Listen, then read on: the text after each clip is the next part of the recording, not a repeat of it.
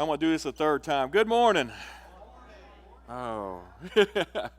I tell you what, I am glad to be back up here. It's been, I guess it's only been 2 weeks, but it feels like it's been like a month, to be honest with you. Man, July has been one of probably the craziest months that I have lived so far.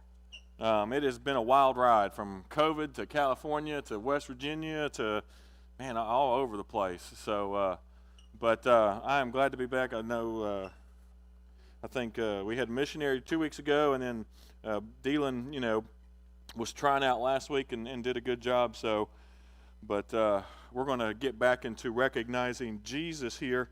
And so we are, Jesus is going to predict his death for the third time.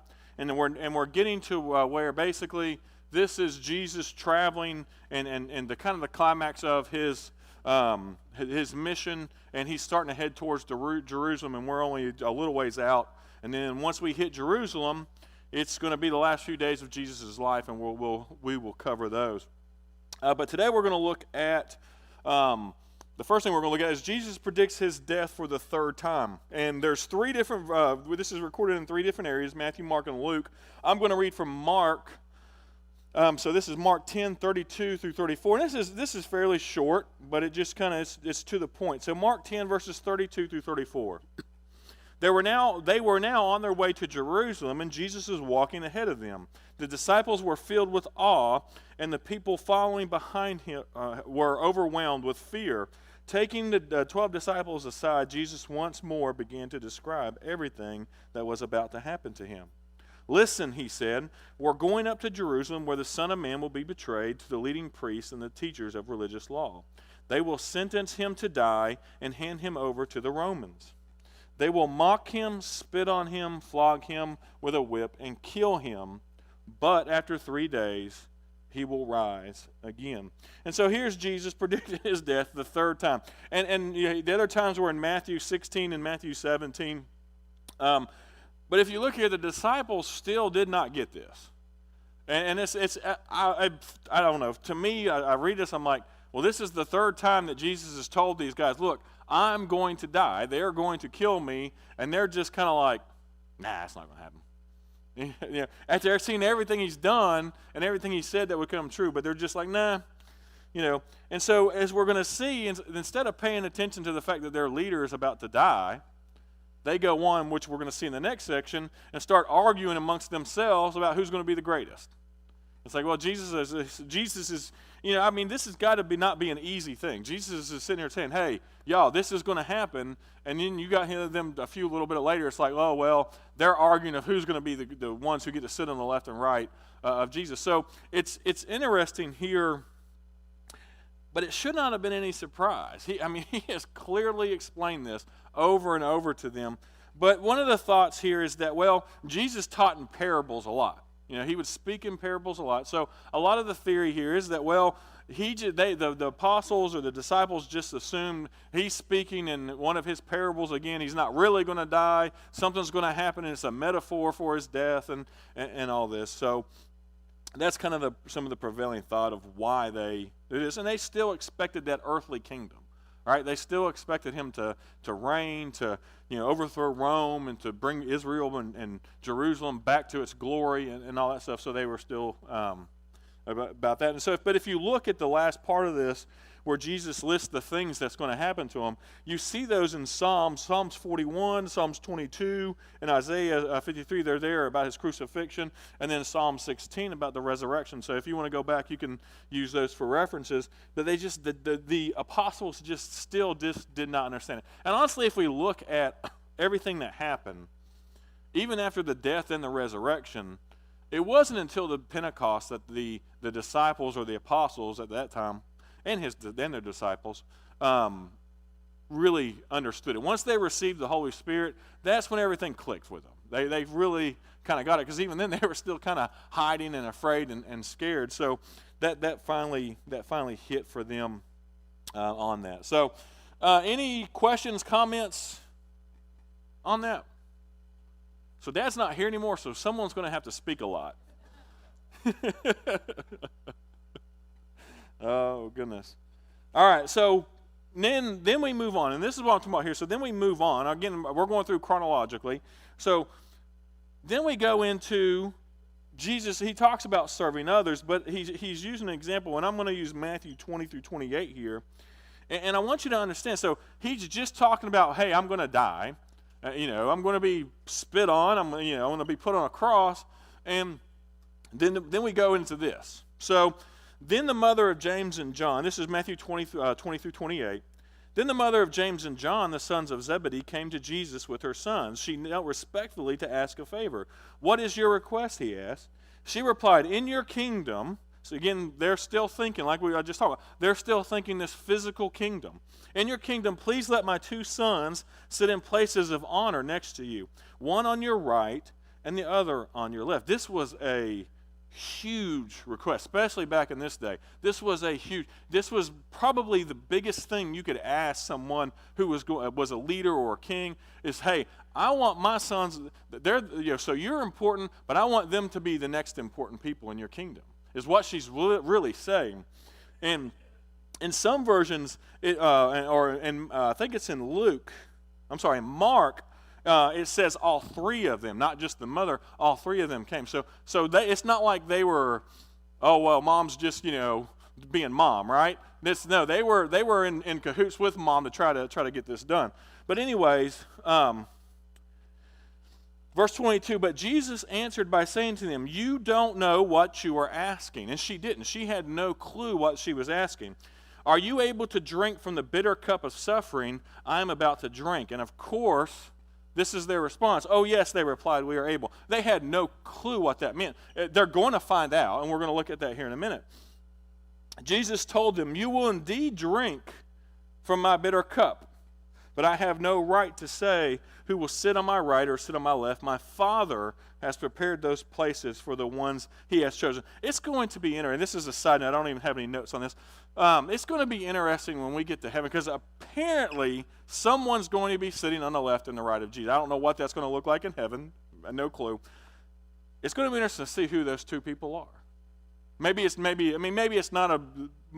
just using this as an example, but maybe there are going to be people in heaven who are on the left and right of Jesus, and he goes on to say who these people. But just the thought of that's going to be interesting to see. So verse 24. When the 10 other disciples heard about James and John had asked, they were indignant, of course, right? It's like, man, how dare you ask for that? We want to be that. But Jesus called them together and said, "You know that the rulers in the world lord it over their people, and officials flaunt their authority over those under him. But among you it will be different." I think some versions say it will not be so. "Whoever wants to be a leader among you must be your servant, and whoever wants to be first among you must be your slave. For even the Son of Man came not to be served, but to serve others, and to give his life as a ransom for many." So I'm going to probably spend a little bit of time in here today, because this is an important part of Jesus' ministry, and we're looking at a little bit of this on a Sunday nights as well. Right? I talked about this already. James and John's, and they knelt respectfully. All right, this is a form of worship. They came. This is what you would do to a king. You would come in front of a king if you had a request. You would kneel down, and so they were honoring Jesus. But their motive was not right. Their motive was, look, we want to be great. We want to be on your left and your right.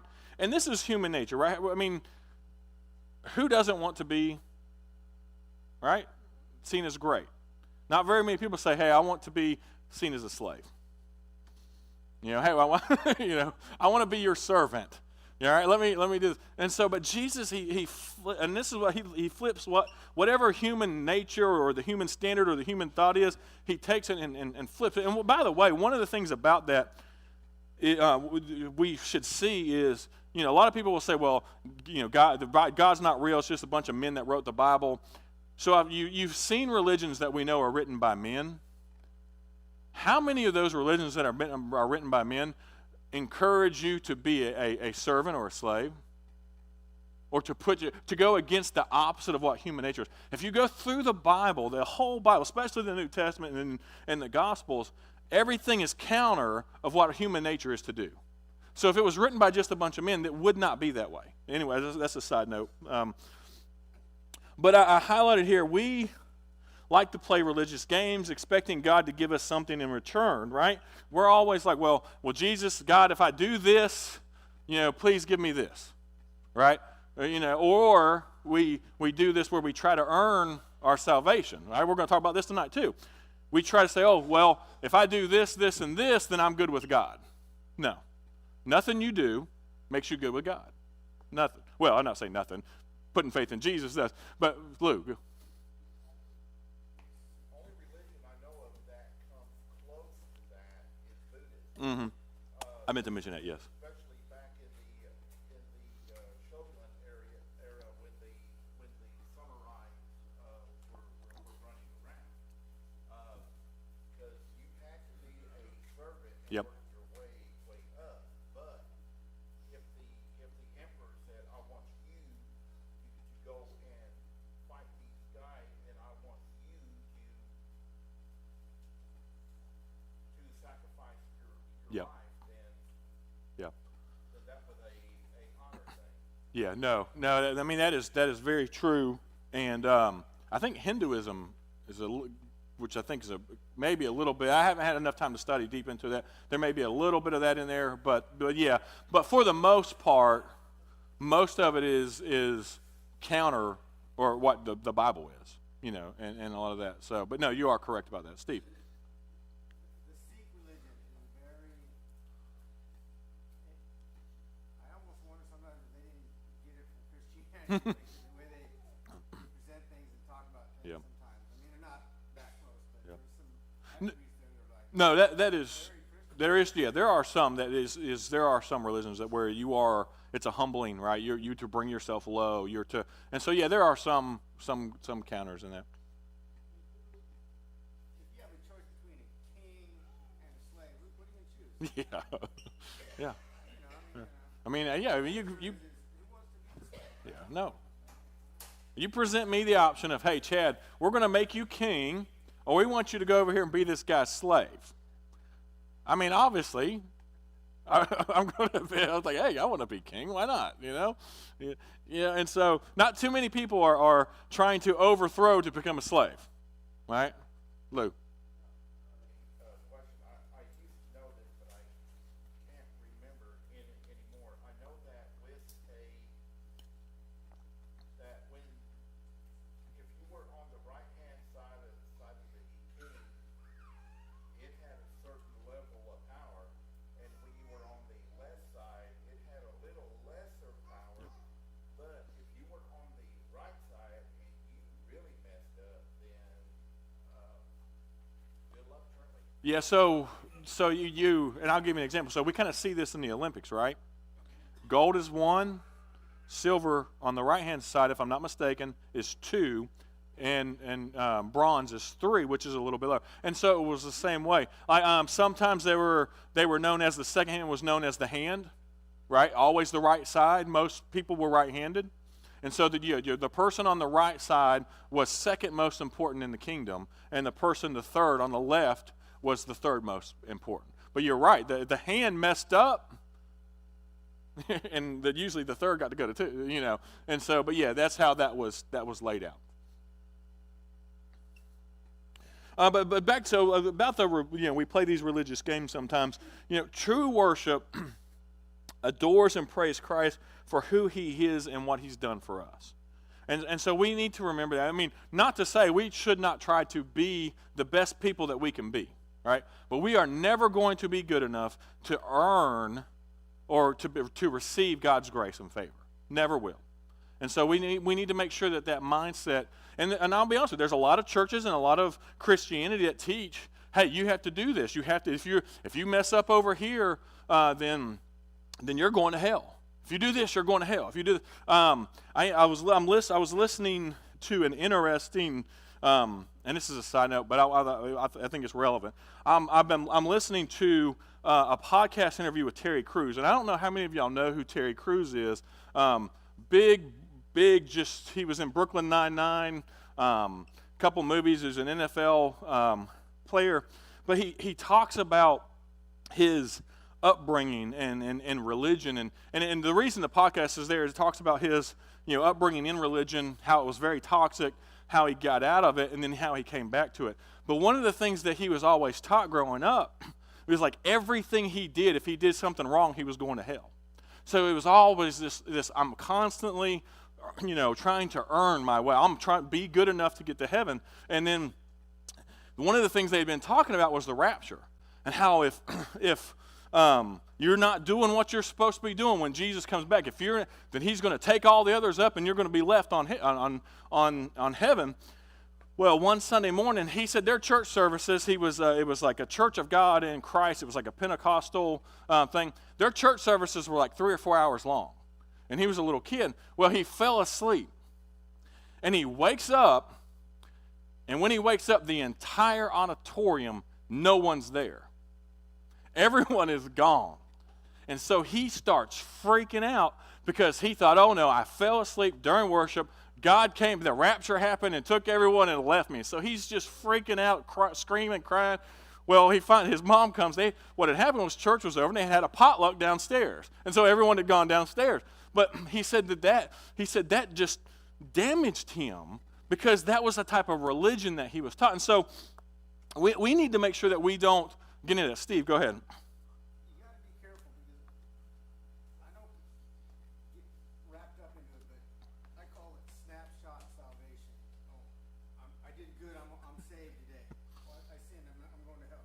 You can't do that because the blood covers you constantly. Yep. As long as you stay in relationship with Jesus, you're good. Yep. Now, if you decide to do something else, then that's Yeah. on you. Yeah. Yeah. But as long as you serve Jesus. Yeah, and here's the way I say it. As long as there is none of this, like you said, snapshot of, oh, I'm saved, I messed up, I'm not saved. Oh, I'm saved.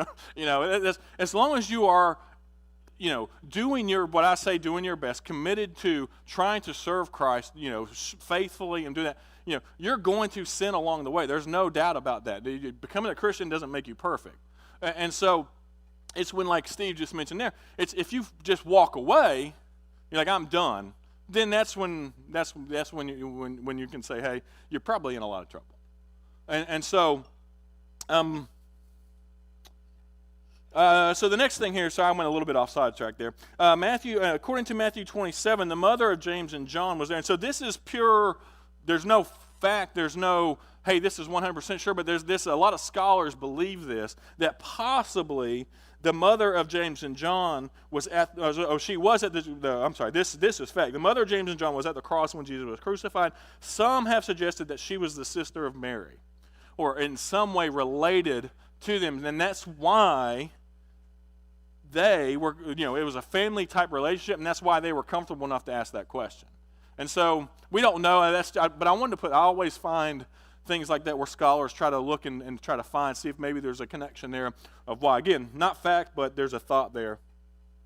But they failed to grasp Jesus' teaching and understand the suffering that, Jesus just told them, look, I'm going to die on a cross, I'm going to be crucified, I'm going to be spit on, right? Then they say, hey, we want to be on the left and right hand side.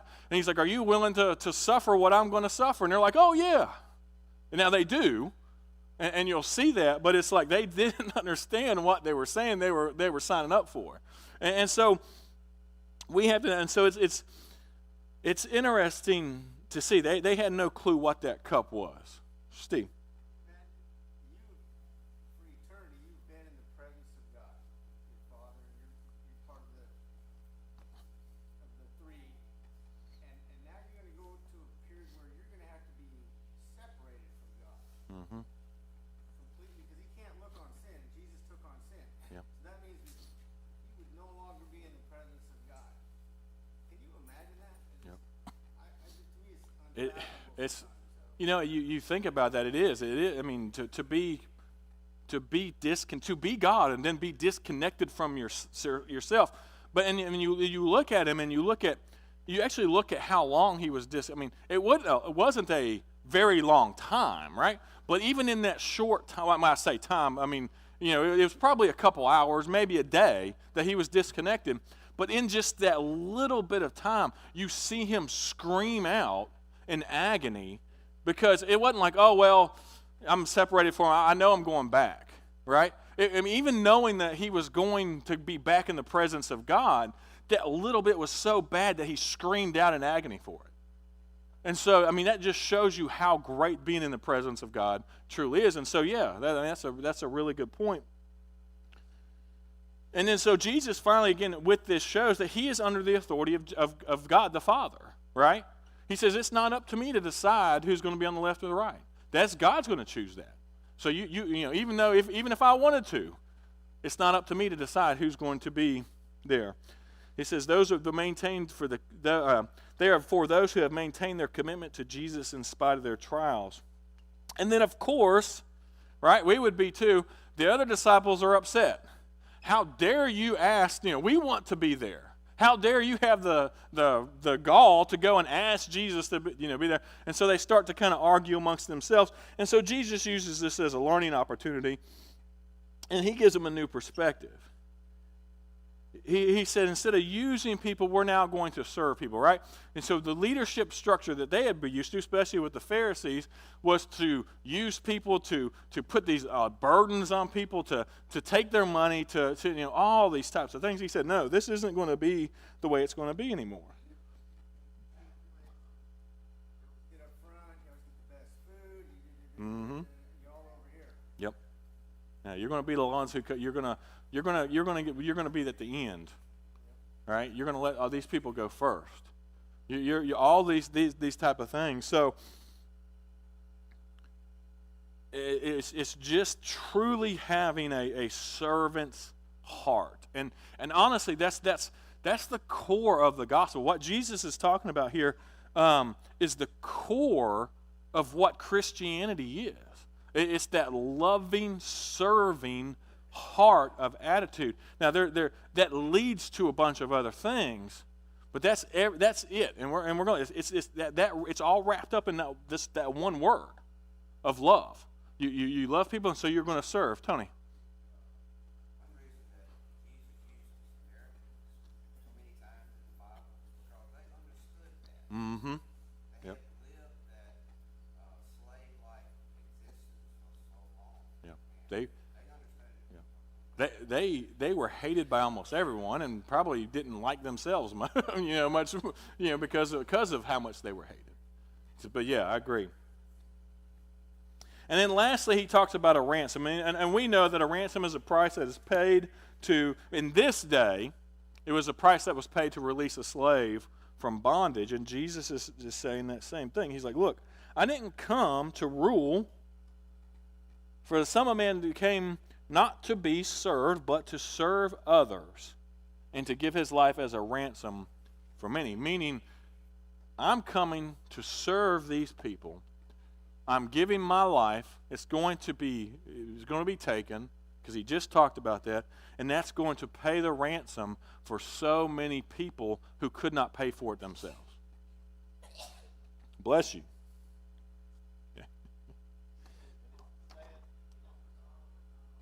Yeah, and that's a good point, Steve. It's offered to all. It's offered to everyone, and that's, but only, I guess in the scheme of things, only a few are going to accept it. Yeah. Yep. That's what people are tragic and sad, paid that price. Mm-hmm. Because we knew that we couldn't. Yet there's so many, that's going to still reject it. Yep. And on the day of judgment,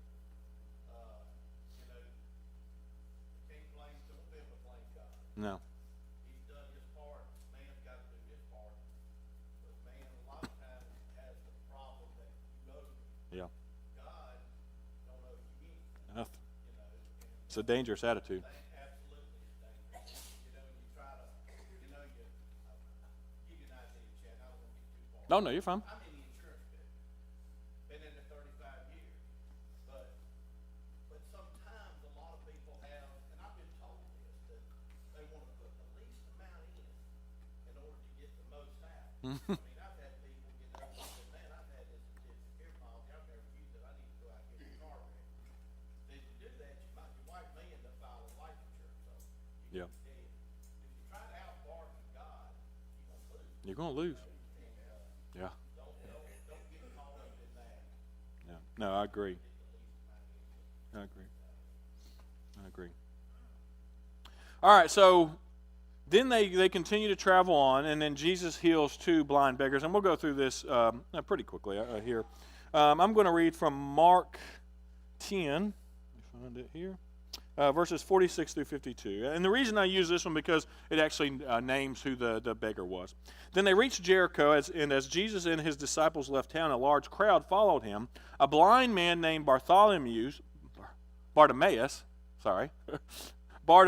son of, I think that's Timaeus, was sitting beside the road. When Bartimaeus heard that Jesus of Nazareth was nearby, he began to shout, "Jesus, Son of David, have mercy on me." "Be quiet," many of the people yelled at him. But he only shouted louder, "Son of David, have mercy on me." When Jesus heard him, he stopped and said, "Tell him to come here."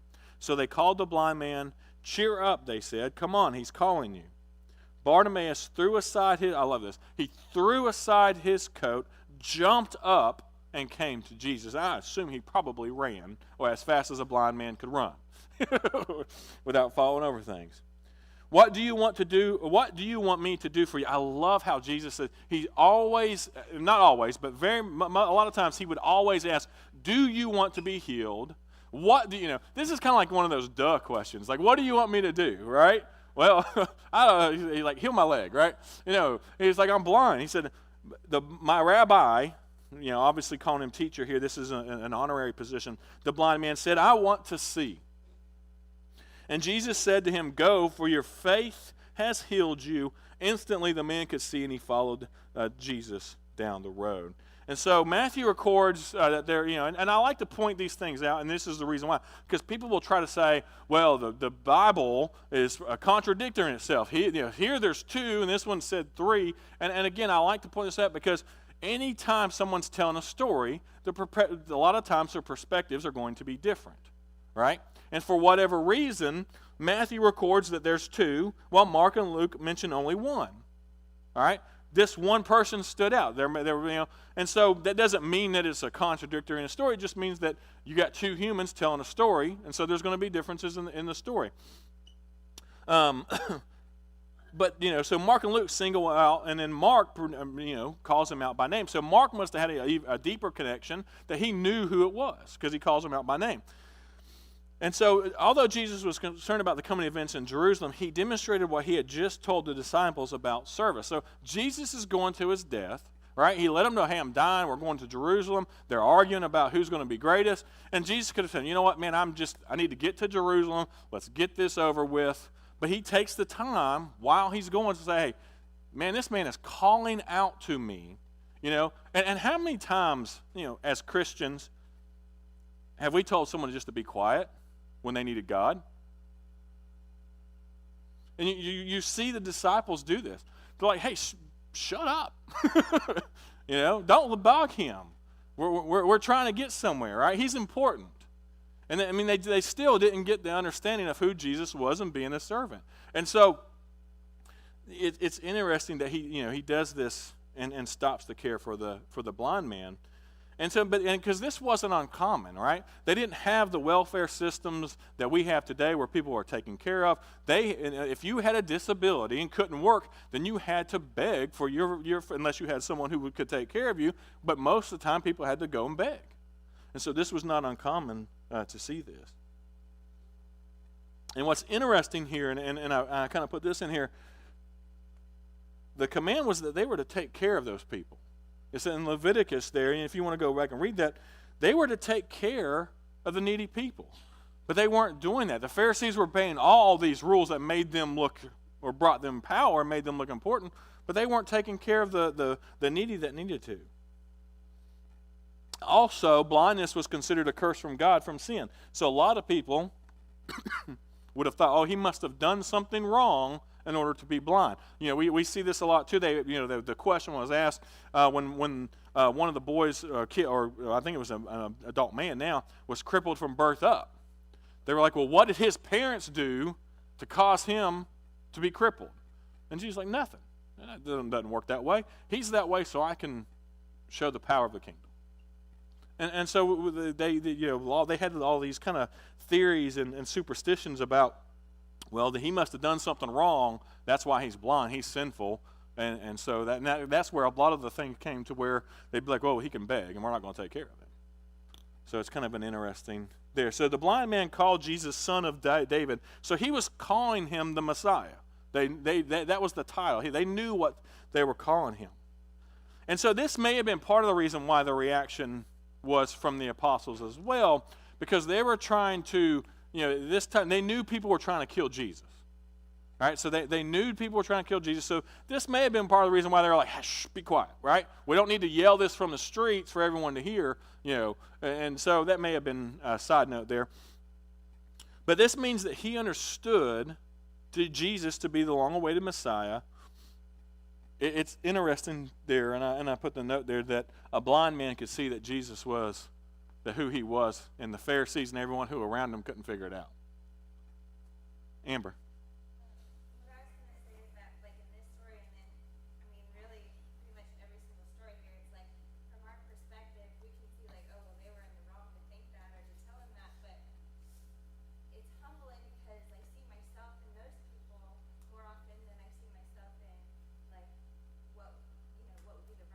Yeah.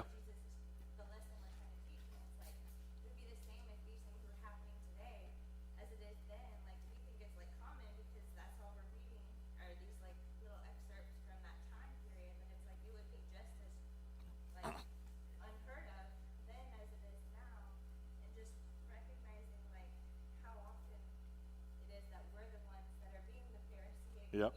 ones, or that we're the ones hushing our kids to stop. I mean, it would.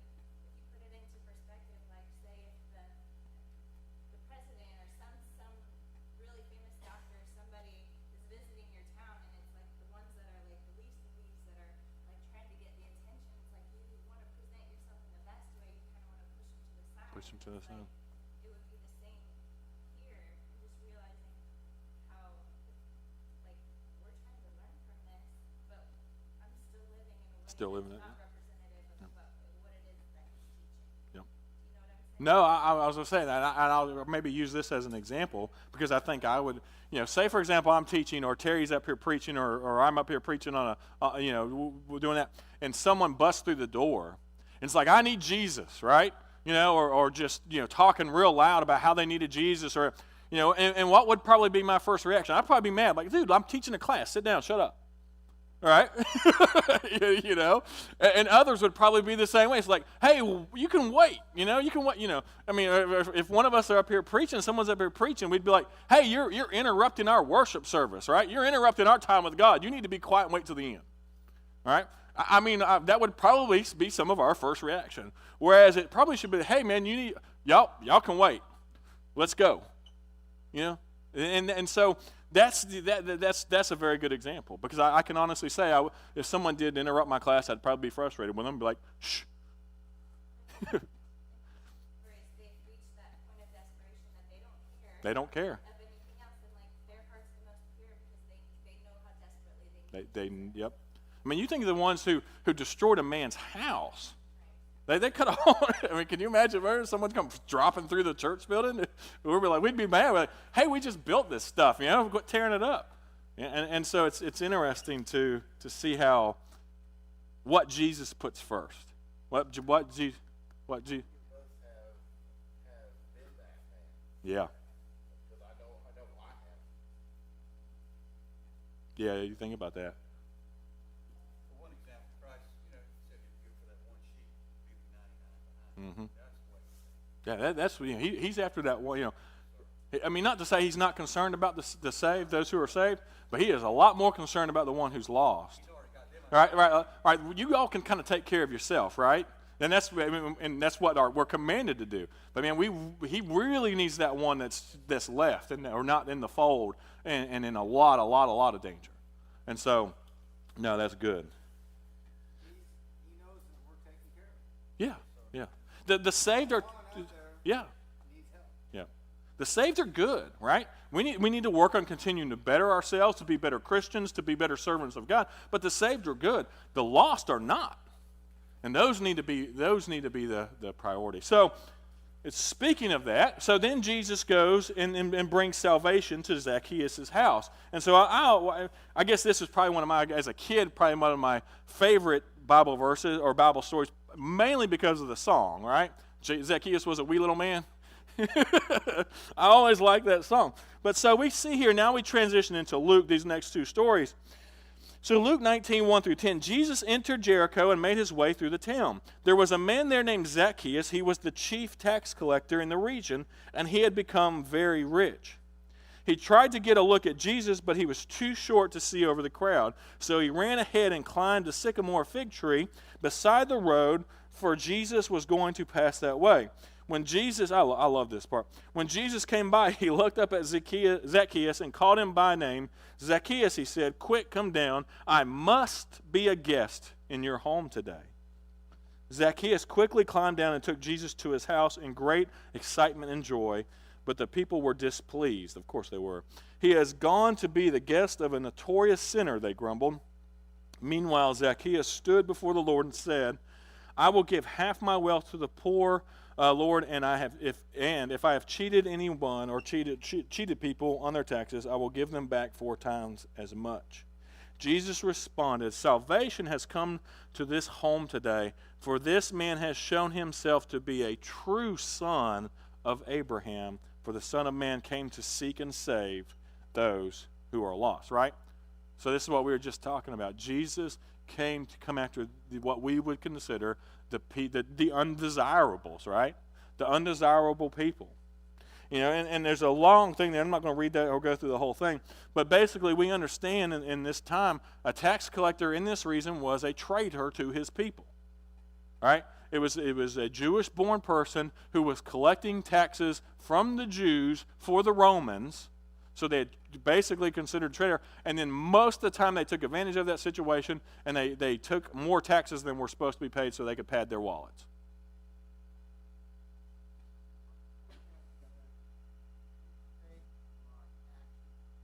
Yeah. Made some bad choices.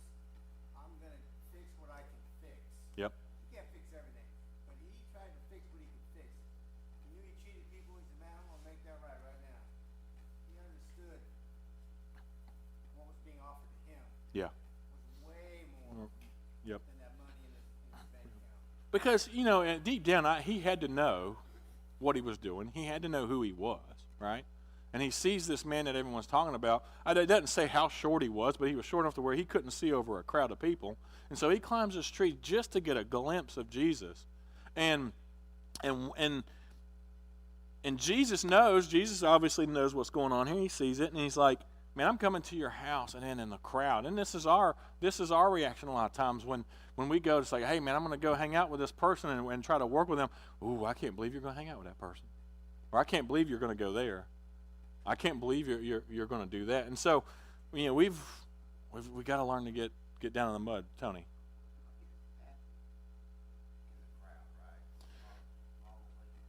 I don't know. This is coming from Luke.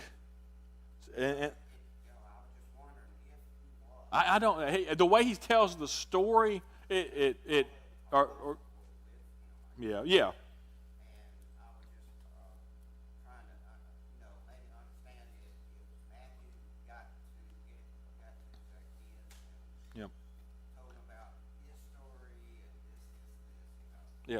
Yeah, I wonder about that because all of them at this point were traveling with Jesus. So it's interesting. Why didn't Matthew write about this? Matthew being the ex-tax collector, right? And so that's an interesting thought there. But yeah, so they would have all been, and you wonder how many of the apostles were like, well, man, why are we going to go hang out with this guy, Jesus? You wonder, but mainly focuses on the crowd there. Yeah.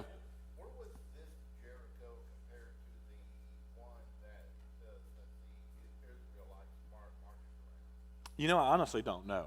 I'm not 100% sure on that one. I can look that up. It may have been the same town. Or because God said, do not let anybody rebuild anything on this site. Yeah. Now, I know they said that, but I know it didn't all. But you're probably right. It probably wasn't the same. It may have been moved. I'll look that up and see. We'll find out. I'll find out. And so following Jesus, and this is kind of what Steve just talked about, right? Zacchaeus distributed interchange by what? Outward action, immediate, right? And that's how, if you say someone says, hey, I've changed, I follow Jesus, but there's no outward action, then that's void. That's not real. And so following in your Jesus in your head or your heart alone is not enough. You can't just say, well, I follow Jesus. One of the things, ask Jesus into your heart type stuff. That's not there, right? That's not there. It's more than just this, right? Or saying some words or thinking something, right? Has your faith resulted in action? What changes do you? If your faith has not resulted in action, then it's worthless. I'm not trying to be mean, but it is, because it means faith without works. James said, faith without works is dead. And so it's a dead faith. So there has to be a change. There has to be, a lot of times a physical change, but definitely a spiritual change, a life change that's seen. And that's one of the things I like. A lot of churches that we see that are really going and growing, they've kind of switched their mission to life change. Like, we're here to change people's life through Jesus. And so I like that. I like that. And then lastly, he calls Zacchaeus the son of Abraham. That would have been insulting to all the Pharisees that were there, because calling someone a son of Abraham meant that they were, a special person, that they were the Jewish, part of this Jewish special people, and they definitely did not consider him that because of who he was. He was a traitor to his people. So, they were chosen. And so here it says, I highlighted, faith is more important than genealogy. All right, a lot of people say, well, because of my last name, or because of who my parents or my grandparents or whatever, or my uncle, because of who they are, well, then I'm good, right? I'm good. No, it doesn't mean anything. It doesn't matter at all.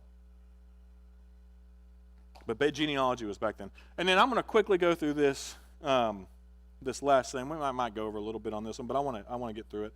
Jesus then goes on and tells the parable of the 10 kings or 10 servants. This is and I don't know, one of the things I talk about is I think Jesus reused stories a lot of times. And this is very similar to the parable of the talents, but with a little bit of a different twist. So my thought is it was a similar story, but he was just reusing it in a different way. So Luke 19:11 through 27, the crowd was listening to everything Jesus said, and because he was nearing Jerusalem, he told them a story to correct the impression that the kingdom of God would begin right away. He said, a nobleman was called away to a distant empire to be crowned king and then return. Before he left, he called together 10 of his servants and divided among them 10 pounds of silver, saying, invest this for me while I am gone. But his people hated him and sent a delegation after him to say, we do not want him to be our king. After he was crowned king, he returned and called in the servants to whom he had given the money. He wanted to find out what their profits were. The first servant reported, Master, I invested your money and made 10 times the original amount. Well done, the king exclaimed. You are a good servant. You have been faithful with little. I trust you, so you will be be governor of 10 cities as your reward. The next servant reported, Master, I invested your money and made 5 times the original amount. Well done, the king said. You will be governor over 5 cities. But the third servant brought back only the original amount of the money, said, I hid your money and kept it safe. I was afraid because you are a hard man to deal with, taking what isn't yours and harvesting crops you didn't plant. You wicked servant, the king roared. Your own words condemn you. If you knew that I'm a hard man who takes what isn't mine and harvests crops I didn't plant, why didn't you deposit my money in the bank? At least I could have gotten some interest on it. Then turning to the others standing nearby, the king ordered, take the money from this servant and give it to the one who has 10 pounds. But master, they said, he already has 10 pounds. Yes, the king replied, and to those who use well what they are given, even more will be given. But those who do nothing, even what they little have, will be taken away. As for these enemies of mine who didn't want me to be their king, bring them in and execute them right in front of me. So like I said, that is a little bit of a variation on the parable of the talents that we see here. And I've talked about this, and I've done devos on this one a lot. God has given all of us spiritual gifts. spiritual talents, physical talents. And we need to be using them to grow the kingdom.